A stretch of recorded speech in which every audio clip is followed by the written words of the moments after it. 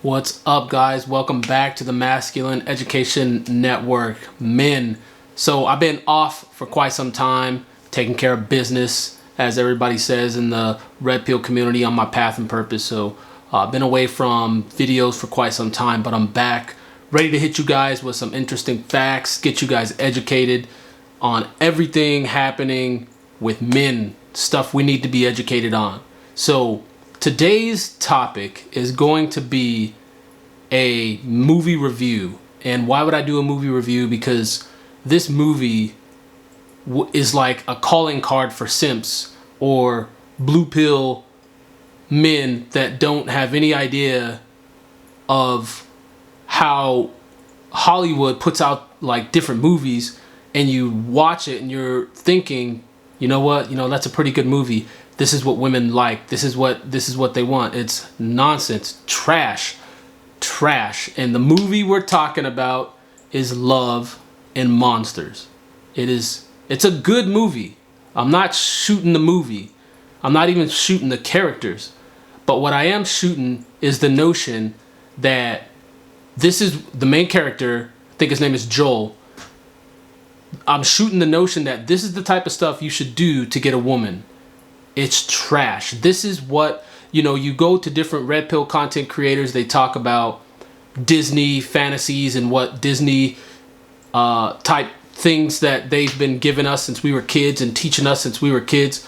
This is another one. This is like the 2020 version of that. This movie was made in 2020. So it starts off with this guy named Joel, and I'm not going to do like big spoilery type stuff because I don't want it to be that type of movie review. I want it to be an educational review for blue pill beta males that are stuck on thinking this is the way you go about life as a man trying to get a woman. So first off, it goes over this guy named Joel. It's a post-apocalyptic world. This guy named Joel is trying to get the attention of his ex-girlfriend from 7 years ago. The only reason why she's his ex is because the world went to crap, and then all of a sudden the families split apart, so they weren't in the same location. 7 years later, they're in different outposts, and he's doing his darndest to find her. Of course, they didn't officially break up, but in his mind, he's like, you know what? I want to do the heroic thing, the white knight thing, and I want to go and find her. I want to get out there. I want to go and find her and then see where our relationship is. So he talks on the radio to her, and every now and again they have conversations, blah, blah, blah. He eventually decides, you know what? I'm out. I'm about to go out. I'm going to head out and go on an adventure to go find my girl, find Amy. I'm going to go to her camp, which is 7 days away, 80 miles away, and I'm going to find her, and I'm going to profess my love to her and let her know, where do we stand? He does that, goes through this whole trial and error of trying to figure himself out in the wild with huge monsters trying to kill him, right? So he goes through that. He finally gets to the camp. He sees Amy. What do you guys think what her mindset was? Do you think she was like, drop dead? Yes, I got my man. He's in my life. He's here. He did all this for me. Absolutely not. We already know that's not how this movie goes. This dude put his life on the line, put himself in danger, went through all of this, talking to her on the phone, on the radio, all this stuff, and said, you know what? I'm going to go beat my girl. Gets out there, and the first thing she's like, okay, she's helping with medical stuff. He's kind of passed out because he got poisoned. She helps him out with that. He has a little hallucination because he thinks certain things. And then when he comes to, Amy's like, well, I'm pretty busy. Let's take a rain check for this stuff. I got other stuff to do. Okay, sure, whatever. Not really shitting on Amy because she's got stuff to do. She's running this camp, right? Can't get mad at her for that. But the part that starts making him look way more simpy than what he already is that he finally stops and is like, look, Amy, could I talk to you for a moment? Like, are you understanding that, like, I just took 7 days to get here, and like, how do you feel about that? And she was like, oh, well, it's the most romantic thing anyone's ever done for me. And he was like, oh, good, like, good, yes, like, okay, now we're talking. But, and she's like, but, like, and then the excuses come. I've been doing this, I've been doing that. I've lost someone that I cared about. So she's pretty much telling him, look, I've moved on. But somewhere in there, she says, you were a good break. Like, you were a break from all this stuff that I'm doing to handle this whole village. You were the best thing that was happening to me while you were on the radio. So in essence, she's just saying, I needed to use you as a break over the radio, talking about how it would be nice. Like, one of the things he told her on the radio, you know, it'd be nice to be back with you and be how we used to be. And she's like, oh yeah, that'd be nice. Just like egging him on, messing with his emotions and feelings and getting him thinking, you know what, there's potentially a chance you can pull this off if you do come over here. You know, he's telling her this stuff over the radio, and she's eating it up. She likes it. She's not telling him, look, my guy, there's no way this is going to happen. She did not cut it off. Why? Because she said, you know how women are. We know how women are. If there's something she's going to use you for, she's not going to stop it.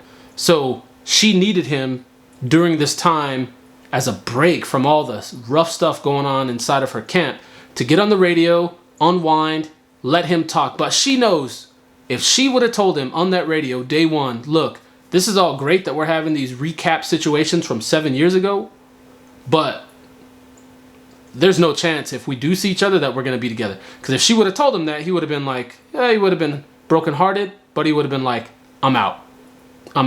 And then she wouldn't have had that relief that she needed. So she used him. She used him without telling him. He traveled all the way, put life on the line, got to her camp.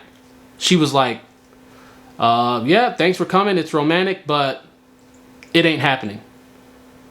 So why would I put that on this channel? Why would I review this movie? Because it's education. It's education for the kids, teenagers, young men, grown men, doesn't matter, of any age, that doesn't understand female nature. She saw an opportunity to keep him on that radio where it benefited her. She didn't need him in person. She had somebody for that. Unfortunately, he died, but she had somebody for that. She needed him in place. She needed him on the radio, being that end of day relief to talk on the radio. Again, this ain't us here at the Masculine Education Network trying to put women down. This is educating men so they understand female nature, so you know how they move. So if you find yourself in a situation similar to this, you know what to do, how to react, what to say back, and say, well, I can clearly see that all you're doing is using me as someone to talk to, aka friend zone. I'm looking for something more. It was clear because we were boyfriend girlfriend prior to that. So if that's not what it is, I'm gonna have to move on. Sorry, Amy, I gotta move on. But of course, that's not the lesson of this movie that they want you to know. That should have been apparent right off the get-go. If this movie was with an alpha male instead, that movie would have lasted 3 minutes. It would have ended the second the world went to a catastrophe and they hugging each other, and he was like, well, your dad's telling you, get in the car, let's go. My mom's telling me, get in the car, opposite cars. Bye. And he would have been focused on his path and purpose because the world's coming to an end. I gotta survive. Just like she did. She did the same thing. She was like, well, this isn't benefiting me anymore. I'm out. But again, that's not the way that this movie was written, to educate men, young boys, people that are going to watch this type of movie, that, you know what? Female nature says she's going to do what she's got to do for herself to benefit herself. You should probably move in a way that says, you know what? Path and purpose, focus on what I need to do to take care of me. But absolutely not. Watch this movie. It's a good movie altogether with the graphics, CGI, with the monsters. It looks really cool, works really good. But the message that I want to make sure I get out to everyone watching this video that does watch this movie, do not simp the way that this guy simped. Joel simped to make his way all the way across this land to find out his woman's like, not even his woman. This is no longer his woman. And she's like, yeah, appreciate you coming, but nah, I'm good. And then also there's this other character, this captain this alpha male captain from Australia who's like laying down the law. And I kind of like him because he knows how to be aggressive and take charge. So yeah, that sucks for him, but lesson learned. Of course, at the end, they kind of spin it to where he does something macho and he does something alpha. One moment where he's alpha, and then she's like, ooh, I like that.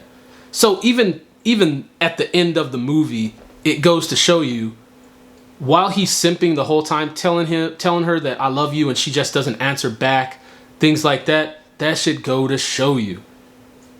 A woman is going to react to the way that you are with her, and if you're simping, she's going to be like, you know what?